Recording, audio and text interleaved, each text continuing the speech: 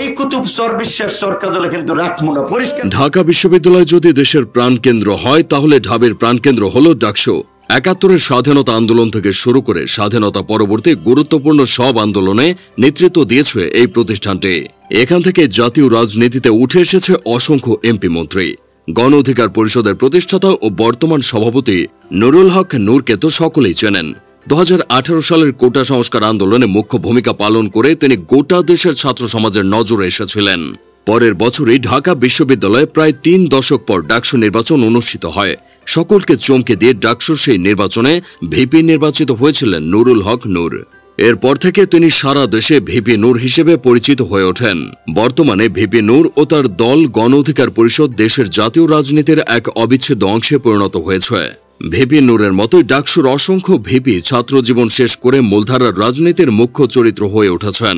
তন্মধ্যে অন্যতম এক নাম হল জাতীয় সংসদের বেশ কয়েকবার নির্বাচিত সাংসদ রাশেদ খান মেনন। এ সময়ের তুখোর এই কমিউনিস্ট ছাত্র নেতা ১৯৬৩ সালে ডাকসুর ভিপি হিসেবে নির্বাচিত হয়েছিলেন। বামপন্থী আদর্শে বিশ্বাসী মেনন পরবর্তীতে ওয়ার্কার্স পার্টিতে যোগ দেন এবং নানা চড়াই উতরাই পেরিয়ে দলটির সভাপতির চেয়ারে আসীন হন। নিজের রাজনৈতিক জীবনের রাশেদ খান মেনন বেশ কয়েকবার এমপি নির্বাচিত হয়েছিলেন এবং আওয়ামী নেতৃত্বাধীন মহাজোট সরকারের মন্ত্রী হিসেবেও তাকে বিভিন্ন মেয়াদে দেখা গিয়েছে। তবে হাসিনা পালানোর পর থেকেই বিভিন্ন অভিযোগে অভিযুক্ত হয়ে বর্তমানে কারাগারে বন্দী আছেন সাবেক এই ডাকসু ভিপি।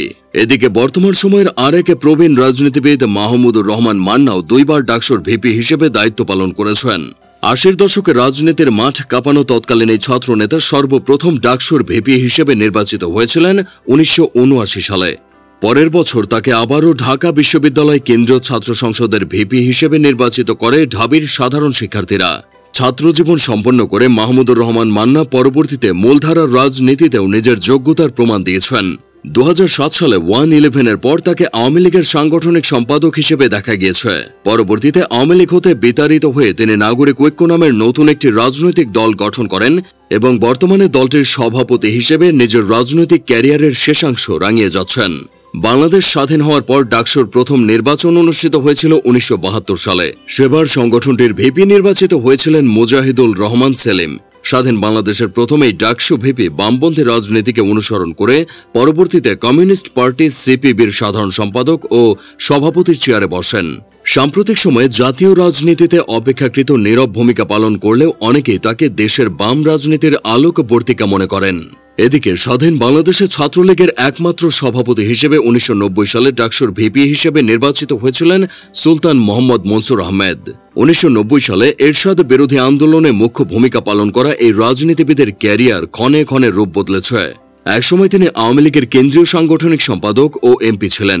তবে 1-11-এর সময় তার সাথে আওয়ামী লীগের শীর্ষ নেতাদের দূরত্ব তৈরি হয়, যার ফলশ্রুতিতে ২০১৮ সালের জাতীয় সংসদ নির্বাচনে তিনি জাতীয় ঐক্যফ্রন্টের হয়ে ধানের শীষ প্রতীকে নির্বাচন লড়ে জয়ী হন। তবে গত বছরের সেপ্টেম্বর মাসে কানাডা থেকে ফিরেই হযরত শাহজালাল আন্তর্জাতিক বিমানবন্দরে গ্রেপ্তার হন এই বর্ষিয়ান নেতা। ডাকসু থেকে জাতীয় রাজনীতিতে উঠে আসা আরেক হেভিওয়েট নেতার নাম হল আসম আব্দুর রব। তিনি সর্বপ্রথম শেখ মুজিবুর রহমানকে বঙ্গবন্ধু উপাধি দিয়েছিলেন।